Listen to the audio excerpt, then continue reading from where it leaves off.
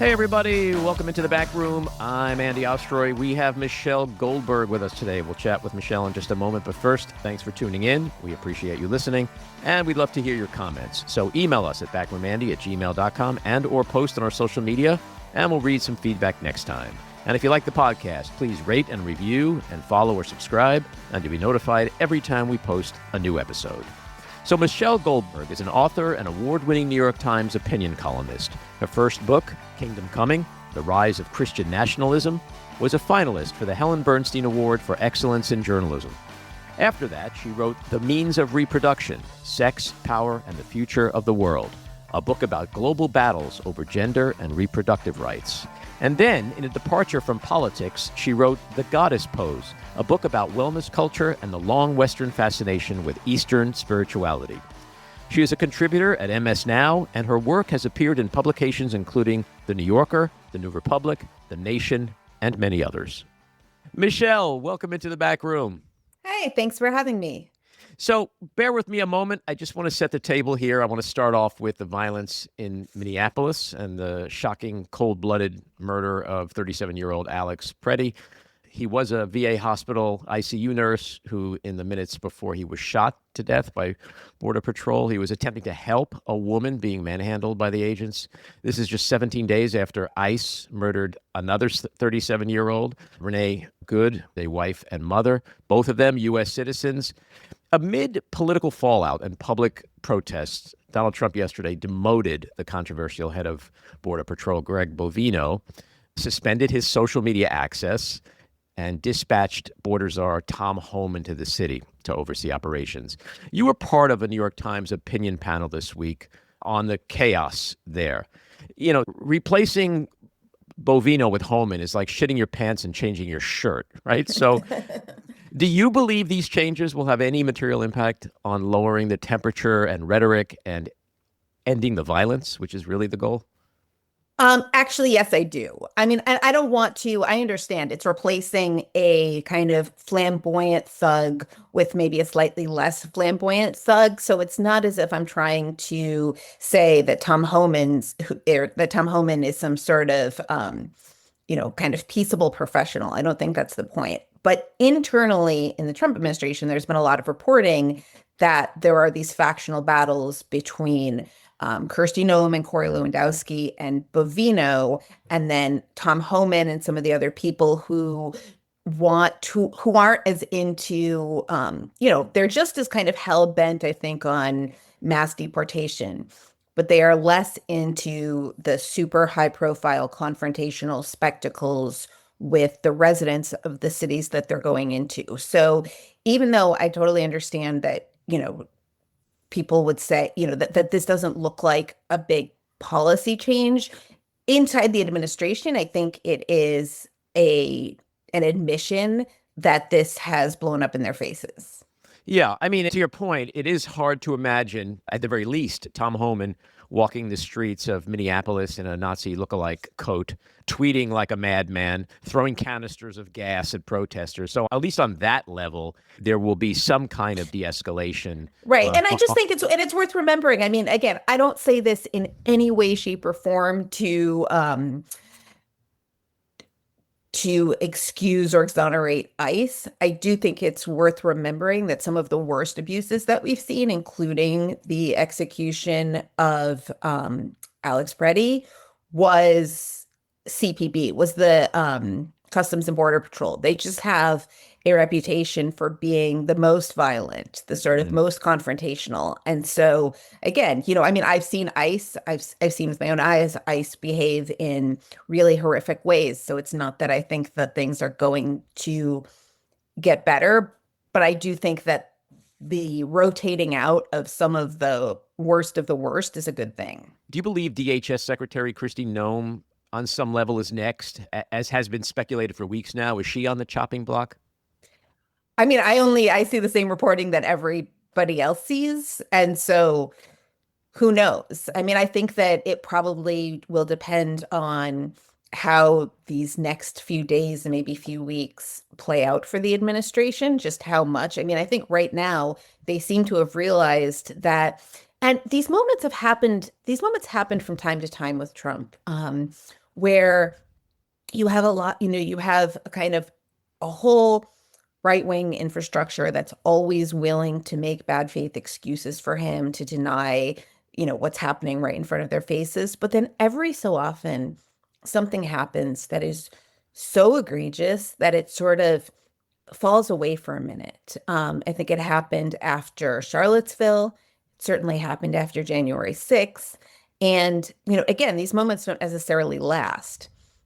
But you have these moments when these inflection points when the administration is kind of on the back foot. And so, because you see, Texas Governor Greg Abbott criticizing them for letting things get out of control. You see Ted Cruz. All of a sudden, this space has opened on the right for them to not have to pretend that these visuals, that this occupation is okay. And again, I just think it's very difficult to predict how long it's going to last. But, if it does last, then obviously they're setting up Kristi Noem as the fall guy. And of course, she very much deserves it, but nobody should be under the impression that this is just about Kristi Noem. Yeah, well, Trump is such a fascinating character, and not in a good way. He thought immigration was going to be an asset. It's turned out to be a huge liability. I think any rational, sane person, left or right, can conclude that he's overplayed his hand in Minneapolis to the point where anyone with even half a brain looks at all of these videos and sees two cold-blooded executions with no agents' lives in danger. So the whole self-defense theory has gone out the window.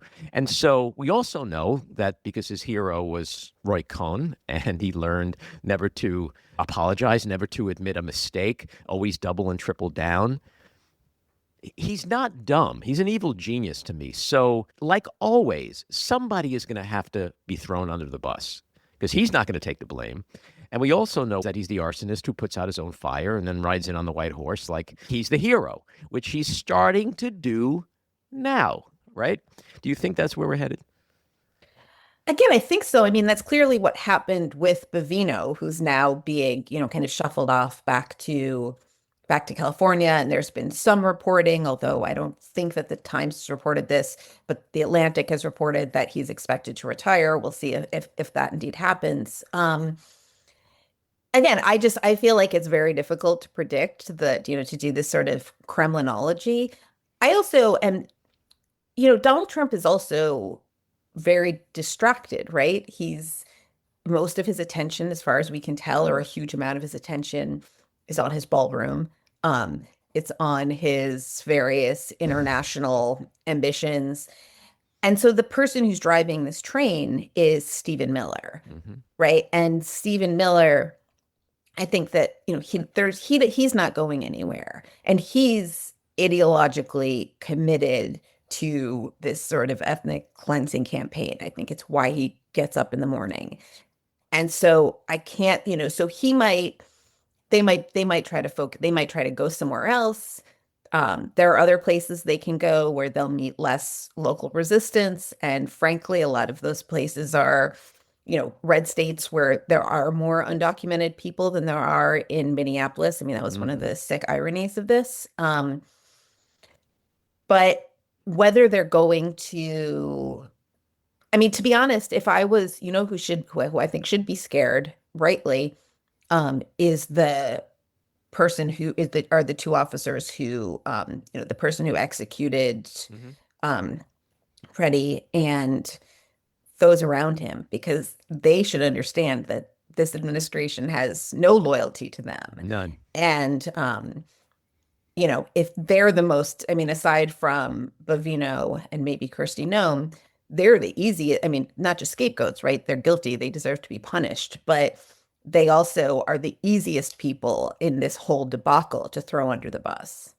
Yeah, I agree with that. I've been saying that for over a week now, that the agent Jonathan Ross, who executed Renee Good, as well as this past weekend's shooter, I don't think we know his name yet, that Trump doesn't have any loyalty. The only loyalty he has is to himself. He wants to be popular. He wants to be liked. He wants credit. He wants to be viewed as the hero. It's the same thing over and over again with him. So it would not be off-brand for him to throw the agents under the bus, because to not do it, he's clearly protecting murderers, in my opinion, and the opinion of a lot of Right. people. And I think, and it's easy, it's an easy way out for them to say there was a couple of bad apples instead of Yeah. saying the whole enterprise is rotten.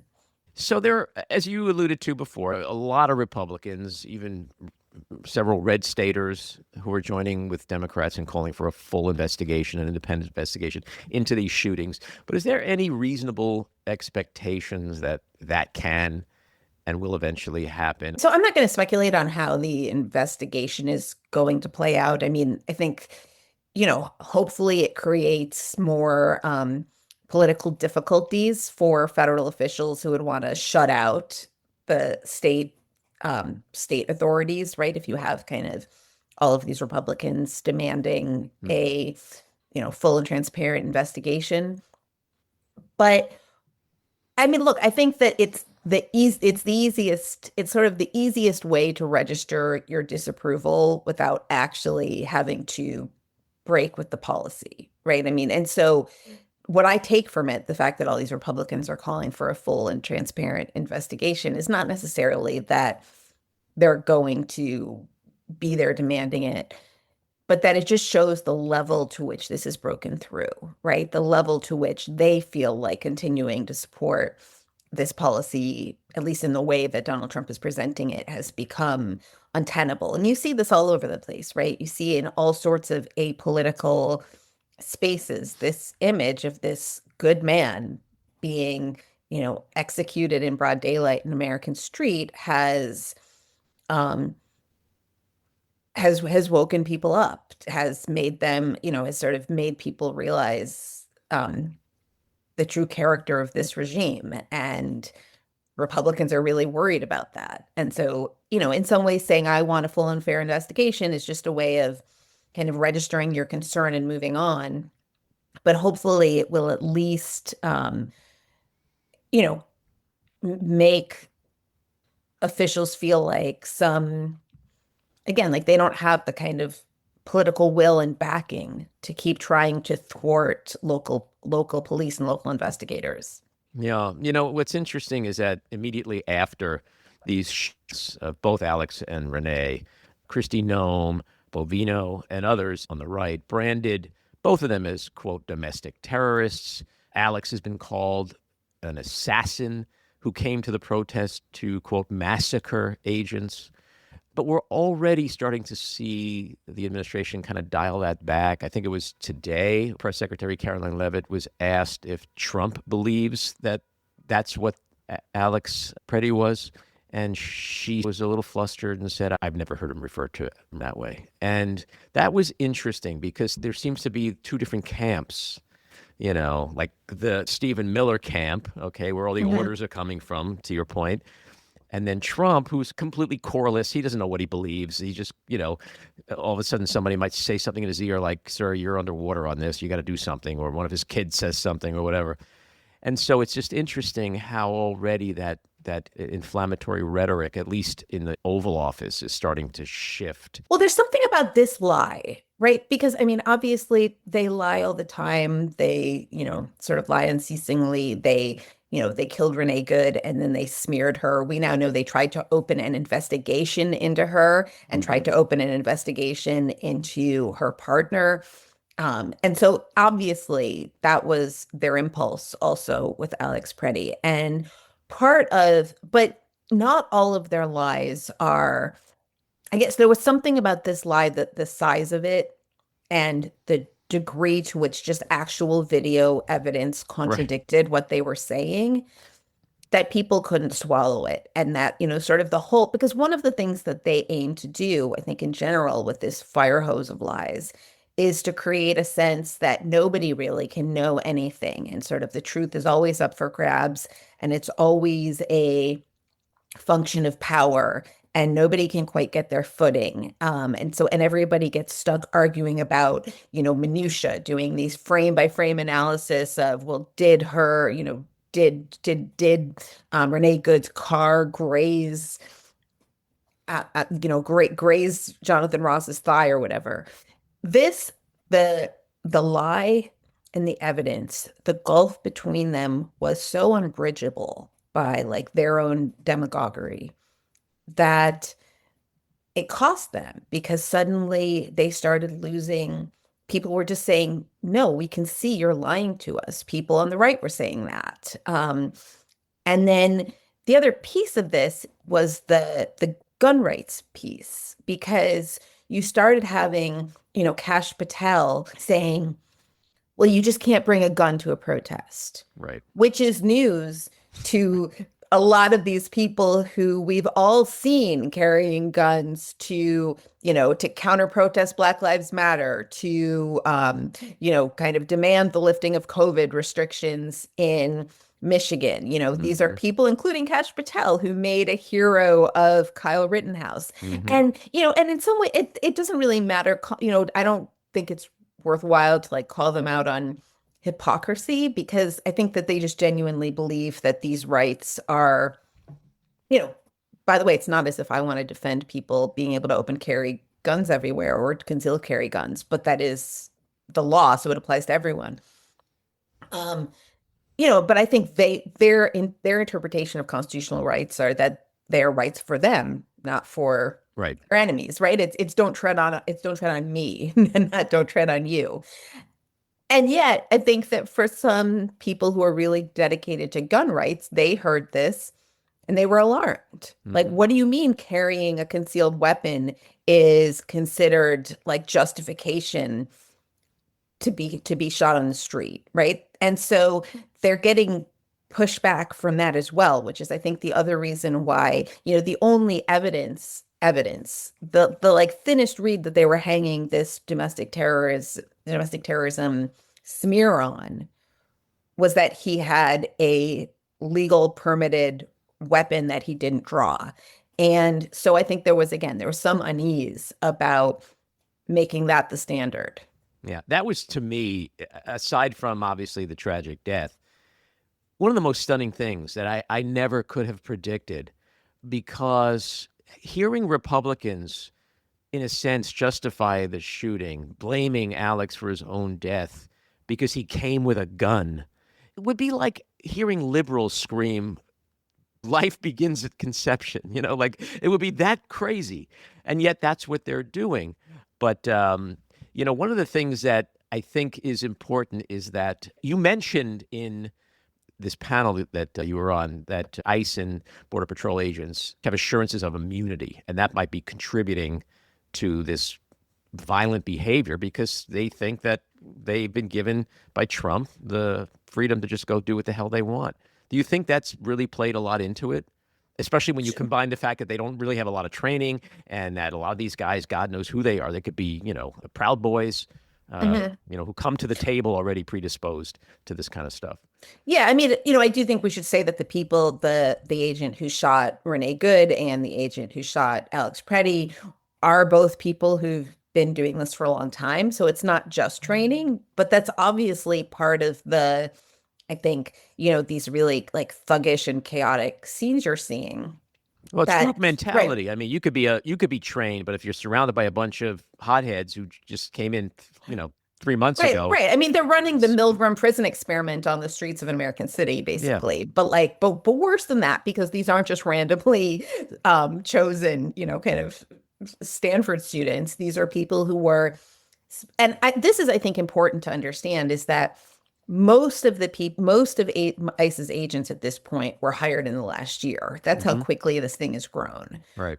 So these are sort of by definition people without a lot of experience, but it's not just that they don't have a lot of experience. It's that think about how they were recruited. Look at some of the recruiting advertisements that they're running. They're running advertisements on the far right platform Rumble, which is where people like Gavin McInnes, the founder of the Proud Boys, and Nick Fuentes stream their shows.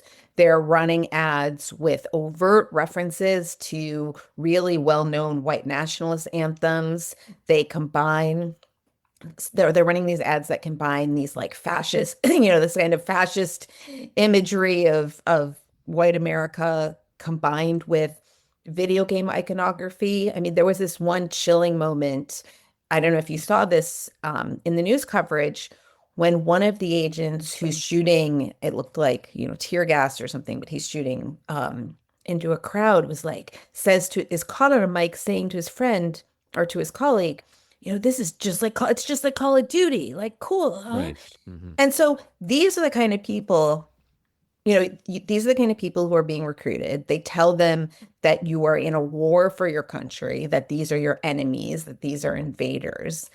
And then you have Stephen Miller out there saying you have absolute immunity in the conduct of your duties. And so, you know, what else would they take from that? I think maybe in the wake of this, I hope some of them are realizing that that immunity might not be so absolute. And I also, wait, can I just say one other thing? Sure. Because it's not just Stephen Miller, right? I mean, to me, one of the most disgraceful things that has happened is you saw this huge outpouring of support for Jonathan Ross, the Hmm. guy who killed Renee Good. You saw Bill Ackman, this Yeah. like disgusting, like craven hedge fund oligarch, who's kind of, was one of the people I think was leading that shift among like in certain elite circles from the Democrats to Trump, and became very pro-Trump, largely because he was so appalled, I guess, by pro-Palestine protests on college campuses. Hmm. But anyway, Bill Ackman gives this guy $10,000, Right. right? Someone starts a GoFundMe. This guy raises a huge amount of money, so part of the message here is, you know, not only will you not is that this infamy is not, might be a huge payday for you, which I think is worth remembering when you go back. And there's a woman whose name I'm forgetting right now, but there was a woman they shot multiple times in Chicago, and she was shot multiple times by an agent in Chicago. And they basically did, because she survived, they did to her what they would have done to Renee Good, which is they tried to prosecute her for assaulting an agent.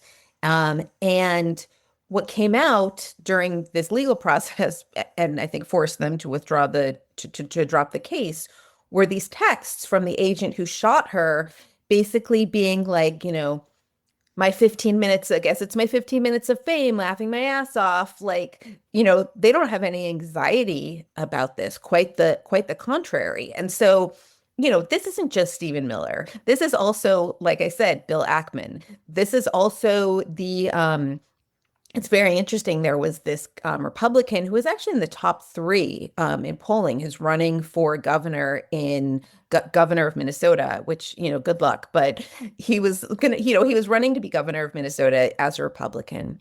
He's a lawyer. He had signed up as a pro bono lawyer for Jonathan Ross, the agent who shot Renee Good. Like just over 2 weeks later, Alex Pretti is shot. And he said he's so appalled that he says he's dropping out and leaving the Republican Party. Yep. Right. So you do see this kind of whiplash inducing, I guess you could call it vibe shift.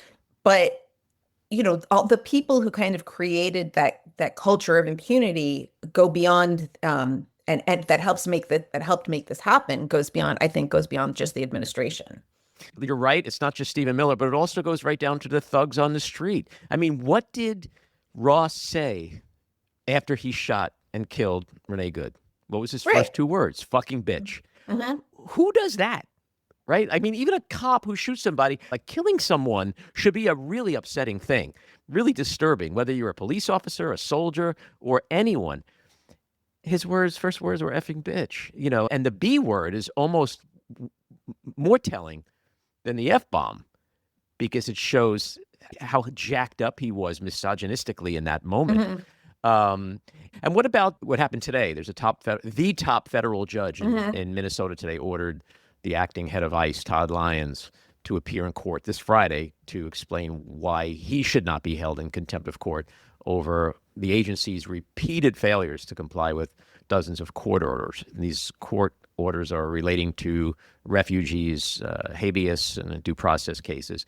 Clearly, DHS and ICE don't care about court orders. So does this judicial action ultimately have any real teeth? Well, yeah, I mean, being held in contempt has real teeth for sure. But Yeah, absolutely. who's gonna enforce that? I guess that's my question. So it's like, I think that it's a little bit trickier than that because like yes, they defied court orders. They don't really care. At the same time, they did in Los Angeles, for example. I did a lot of reporting about ICE in Los Angeles. It really made a difference when those tactics were enjoined. mhm. And then of course Brett Kavanaugh decided to allow them. That really made it, but there was a change when they were enjoined. They sort of stopped, or not, I shouldn't say they stopped. There was not the same degree of outright racial profiling of the sort, and the kind of outright racial profiling that we've now been seeing in Minnesota and elsewhere.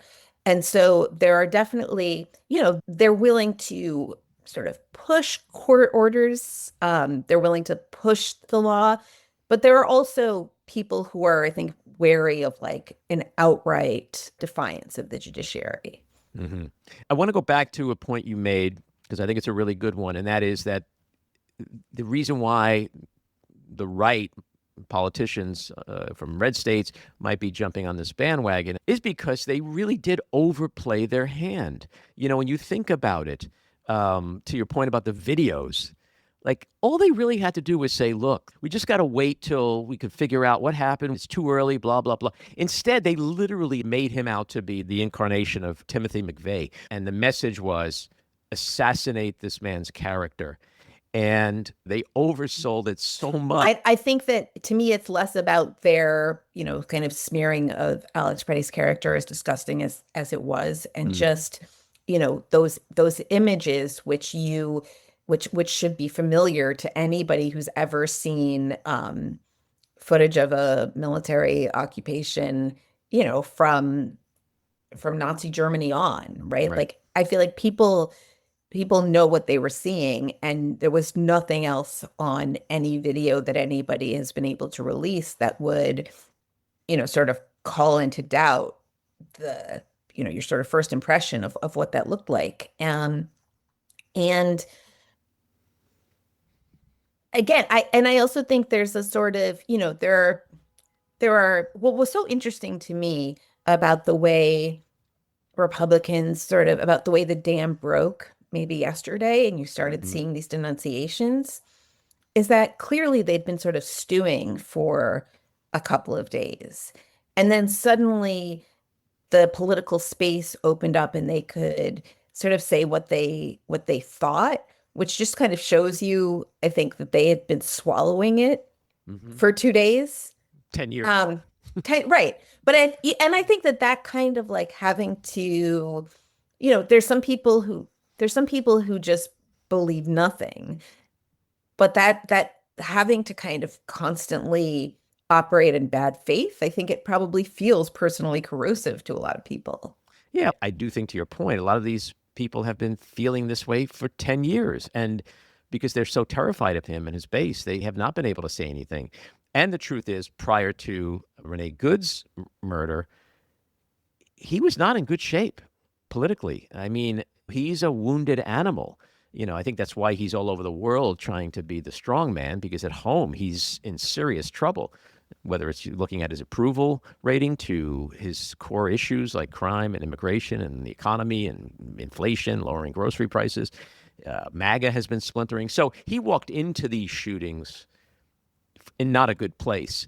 And interestingly, also, too, there's photos of him from this week where he looks like absolute shit. And how he's starting to talk about dementia, which his father had. So I don't know, maybe, I keep asking everybody I talk to on this podcast, like, are we at an inflection point? Is this a watershed moment? I mean, I think that what's changed, again, I would never predict that something is an inflection point because there has been so many in the past that I was convinced were, and also I also think that for a lot of Republicans, it's not necessarily that they're like, that they sort of know how bad this is and are constantly cowering, right? I think they really convinced themselves that he has some sort of unique electoral magic, some sort of genius, that it's worth ignoring, or that it's worth ignoring the stuff that they don't like because of all of the stuff that they do like. I've had conversations with pretty elite conservative policymakers where at one point I remember one of them being asked about the amount that Donald Trump is making personally through crypto, and just, this like obscene kind of gargantuan corruption. And he was really like, I don't know anything about that. I don't understand crypto. And I think I think he has decided not to know anything about that, right? Like I mean, maybe he was lying, but I actually just think he's decided not to let any of that in. Um, and so I think that there's a lot of that. It's not that I think that like you have all of these people up on the right who kind of secretly agree with us but can't articulate it. They are in this kind of uneasy complicity that veers between, enthusiasm and shame. What I do think has changed, what I would venture to say has changed, and I guess we'll see if I'm right in the weeks and months to come, is that there was this very strange feeling when Donald Trump was reelected that like that this had that this was a moment of like profound cultural shift, right? That there had been this move to the right, that resistance to Donald Trump was exhausted and discredited, and that kind of he had, not just I've written this before, that he had not just the government on his side, but like the zeitgeist on his side. And that was certainly true among, a lot of elites. It's still true among a lot of elites, right? I mean, look at Jeff Bezos, like look at, what Jeff Bezos has been doing. Look at Tim Cook, there at that kind of screening of that disgraceful documentary. You still have, I think, a lot of, leaders of industry and technology and tech who are fully on board with this, because they don't like the way that their staff got uppity, and they don't like, the way that Joe Biden investigated big tech and was hostile to crypto. But I think what has been revealed is that the public support, I mean, yeah, he won the election, but the public support was like an inch deep, and it's cracked. And I think we're back in a place where there's an awareness of mass popular revulsion. Yeah, well, look, that election that you speak of in 24, he was carried by young men, he was carried by Hispanics, he was carried by young people overall. He's lost, all those constituencies that he's attracted then. He's already lost them. He's lost the podcasters like Joe Rogan, all the influential, manosphere guys. Well, I don't know about all of them, but like, yes, the ones that are really influential, But what's interesting to me, and this is what's kept me sane since November of 24, is that I do believe that we were never going to really have our democracy die. And the main reason is because he and they are the gang that can't shoot straight. I say this over and over and over again, that their own chaos and incompetence is what will ultimately save us. And I'm seeing that. I'm curious to know what your opinion is, but with this situation in Minneapolis, one of the things that's just so fascinating is that a week ago, we were all worried that he was going to invoke the Insurrection Act, right? There would be, martial law. There goes democracy. Where is he going with this? Now is like it seems like his tail is tucked between his legs. He's making overtures to Governor Walz and Mayor Frey. He's demoted Bovino. He's pulling back some of the agents. Like, that's not a guy who looks like he's about to invoke the Insurrection Act. I think that's right. Although I guess I would put the emphasis somewhere else. I mean, because I actually, in some ways they have been much more competent coming out of the gate this second time around than they were the first time. Sure. And they didn't really understand how to operate the levers of government.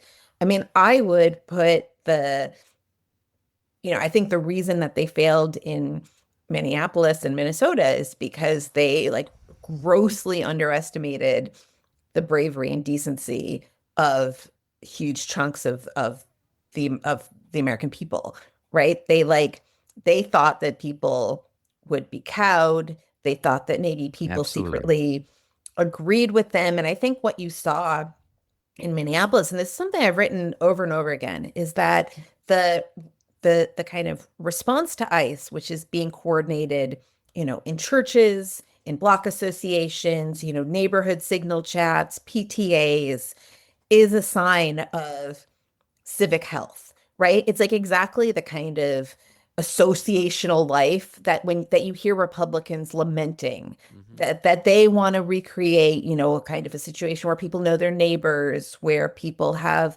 lots of social trust. Well, actually, that kind of social trust, it does still exist Hmm. in parts of this country. It probably exists in a lot of blue cities, frankly. And that was what, you kind of the old, all the every if you look at like everything that kind of Tocqueville wrote about, how Americans, the way that they join organizations, right? And the way that they kind of cooperate and join together. I feel like you could see that in Minneapolis. It was, like the most patriotic thing that I can remember seeing. And they totally underestimated that. Yeah, I think that is such a good point because the people, whatever's happening now on the ground, whatever's happening now in the administration, whatever's changing, if there are real shifts that are meaningful shifts, the people did that. We, the people. And that's so important that the people should never, ever, ever forget the power that we have, the collective power that we have, and that power can he even move the needle with this administration, which just seems so out of control? And I hope that that's what not just people in Minnesota, but all over the country take away from this, that as ugly as this is, and hopefully it is over much sooner than later, that the people affected change.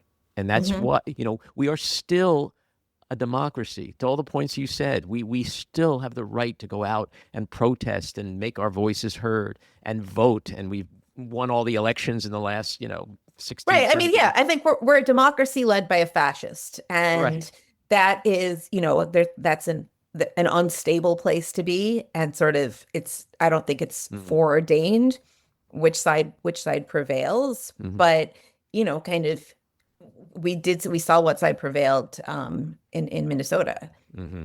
Let's talk about your January 16th column. The right is furious with liberal white women. Recently, Fox warned about the very terrifying, quote, organized gangs of wine moms. This was about women like Renee Good. You wrote about this in your column, and this is a softball for you. Why does the right, in particular, Christian nationalists, fear smart, strong, opinionated, furious women so much? Why all the misogynist rage? Well, I think that it's because these are the people that are supposed to be on their side, right? I mean, there's middle class. I mean, although, in some poll, I think there's a lot of middle class white women, obviously, who support MAGA, who voted for Donald Trump. Nevertheless, it's been huge numbers of women, including huge numbers of suburban white women, who have opposed this administration from the very beginning, right? I mean, you saw it with the Women's March, which, set, I think, the tone for the first administration, where you saw, this surge of women into politics. I remember, and I talk about this all the time, that I was in such a dark place after Donald Trump was elected the first time. And that the only time that started to lift was when I went to Georgia, the sixth district. I don't know if you remember that there was a special election for the seat that Tom Price, who was a Trump cabinet official, had left, and it had been a super red district. It had been Mm-hmm. Newt Gingrich's district, and but all of these people in that district, including a lot of women who had never been political before, who had never even told people that they voted Democratic, they were so upset about the election that they all started organizing, and they had these local networks because they were in the PTA. because they were the people who did, kind of they were the backbones of these civic associations, and they used all of those connections and all of that existing infrastructure to almost elect John Ossoff. That was when he ran. Then they eventually were able to flip that seat a couple of years later, and you saw similar things happening all over the country. I think it's been a little different this time because a lot of people have given up on, I mean, look, people are still working to elect Democrats, they're still running for office, but there's also, I think, more of a focus among a lot of people on just how do we protect our neighbors in our neighborhood. But, so women have been the backbone of the resistance all along. And I think it's infuriating to the right that it's, they have their animus against Black women, they have their animus against women of color, but there's a special animus, I think, against white women because they almost see them as apostates from their project, right? There's the same way that anybody kind of gets angry when they think that somebody who's supposed to be an ally of them becomes a bit, sorry, anytime someone gets angry when they think that somebody who's supposed to be an ally betrays them. Yeah, well, you cite this one right-wing influencer who says that women like Renee Good are almost wholly responsible for the decline of Western civilization. I mean, like it gets back to the overplaying and overselling. Like, maybe something a little softer would be more credible. Like, how could that be? But then you also cite this woman, Patty O'Keefe, who was assaulted and detained by ICE, and she says one of the agents taunted her with, quote, "You guys got to stop obstructing us. That's why that lesbian bitch is dead." I mean, when I read that, it gave me chills because it's like that guy is not the only one who thinks like that. There's so many of them out there on the streets of Minneapolis.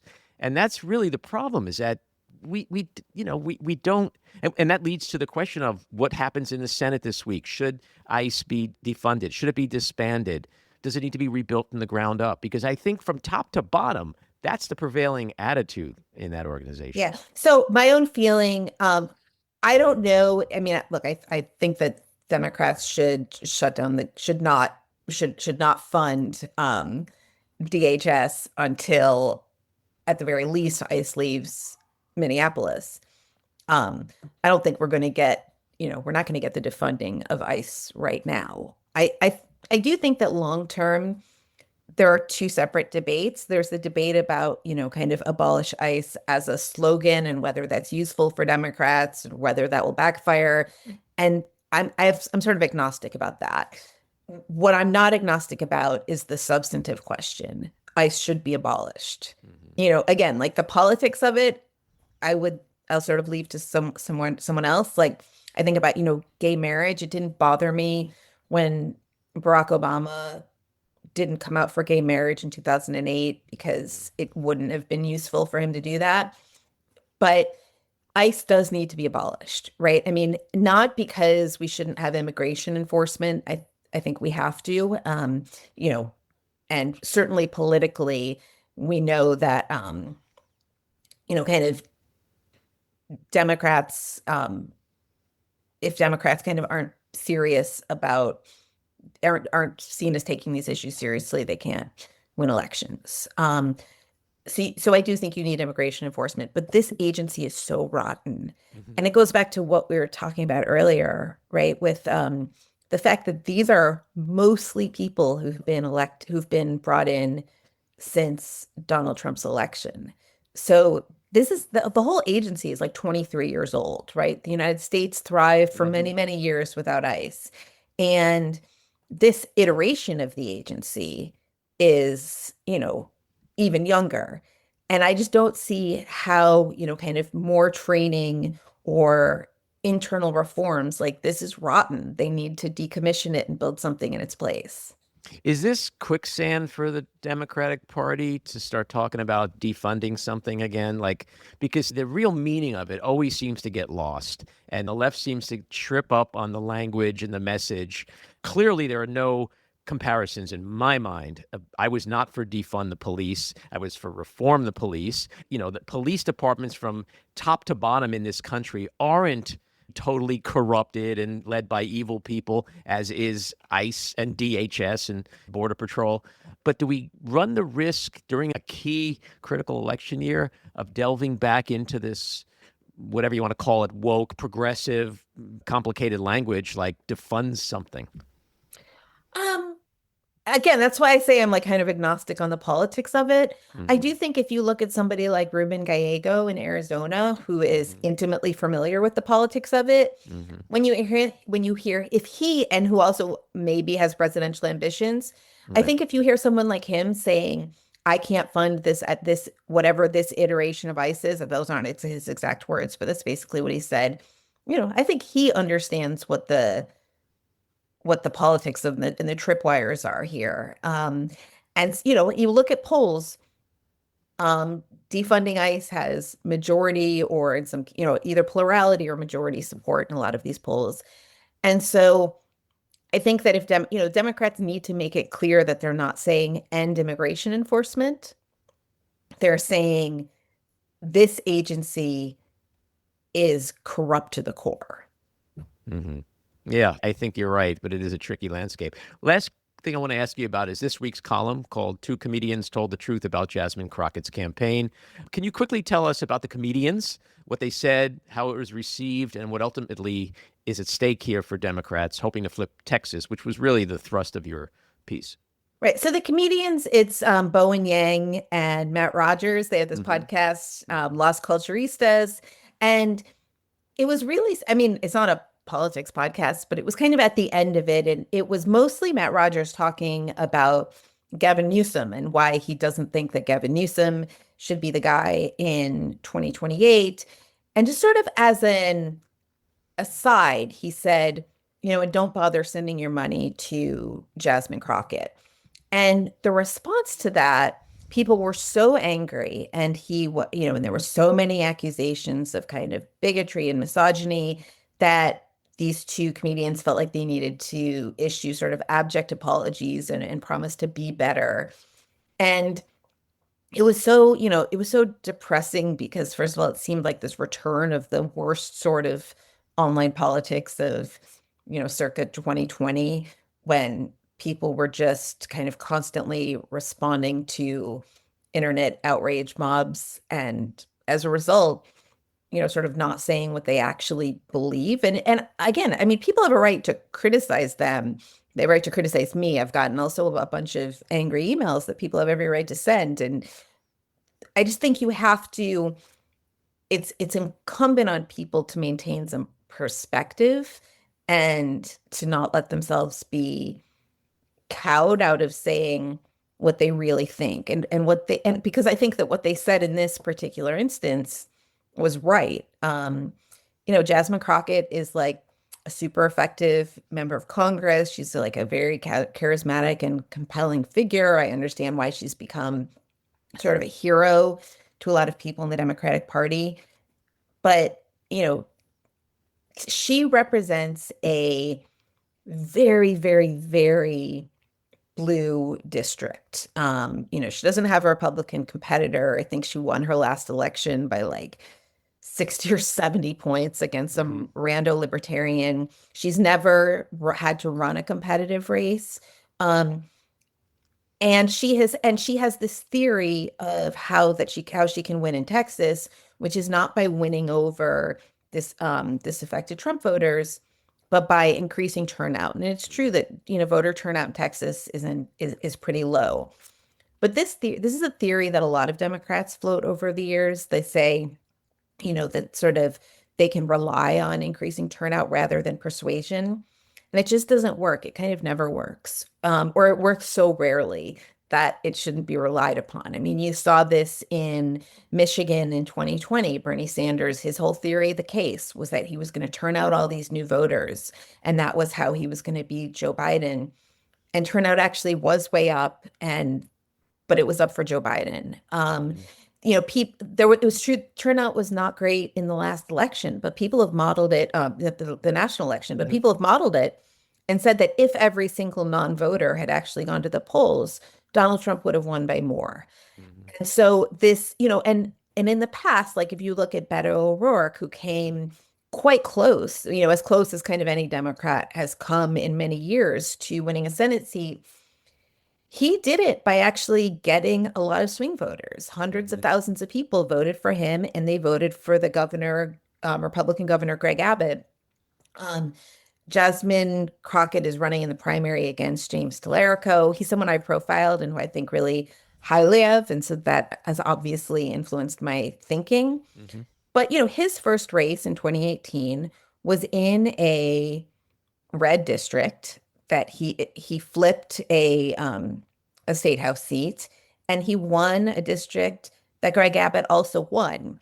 He was later redistricted out of that seat, and so now he's in a more blue district. But there's at least a little evidence that he can win people over. And the thing to me, one of the most damning things that Jasmine Crockett said was when she was talking to the Washington Post, and she said something like, well, if you think it's a losing issue anyway, then like, who cares who it is? Which suggested that, she thinks that this is, or at least on some level, this is just about making a statement or raising her profile or amplifying her message. And I just think whoever runs, and I've gotten emails from people who are really angry at me. Some of them say, nobody can win this race, but at least Jasmine Crockett is saying what needs to be said.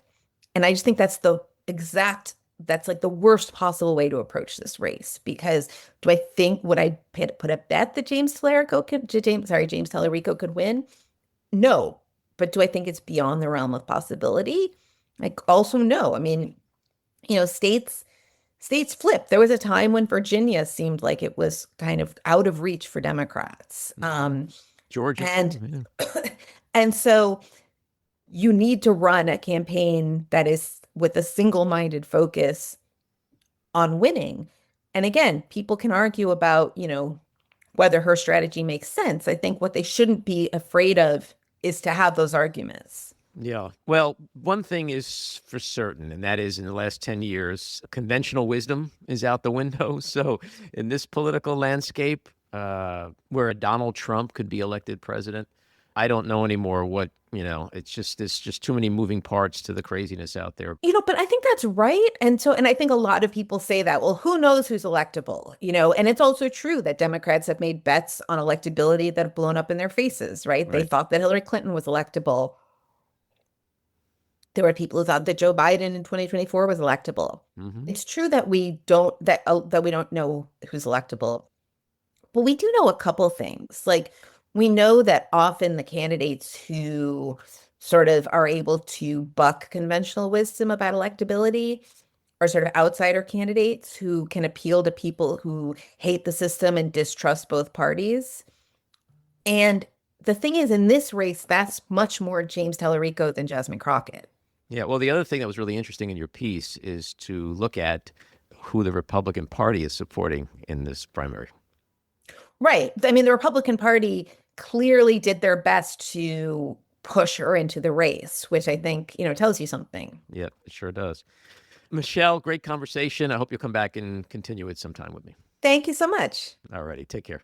Thanks. Bye-bye. This episode was produced and edited by me, Andy Ostroy. It was co-produced by Maddie Rosenberg and Jen Hammoud for Radio Free Rhinecliff, with additional editing by Maddie Rosenberg, music by Andrew Hollander, and graphic design by Cricket Langell. And with a special thanks to our sponsor, The Epicurean. Again, thanks for listening. Please rate and review wherever you get your podcasts, and subscribe to the Backroom with Andy Ostroy YouTube channel, where you can watch full videos of our interviews. See you next time.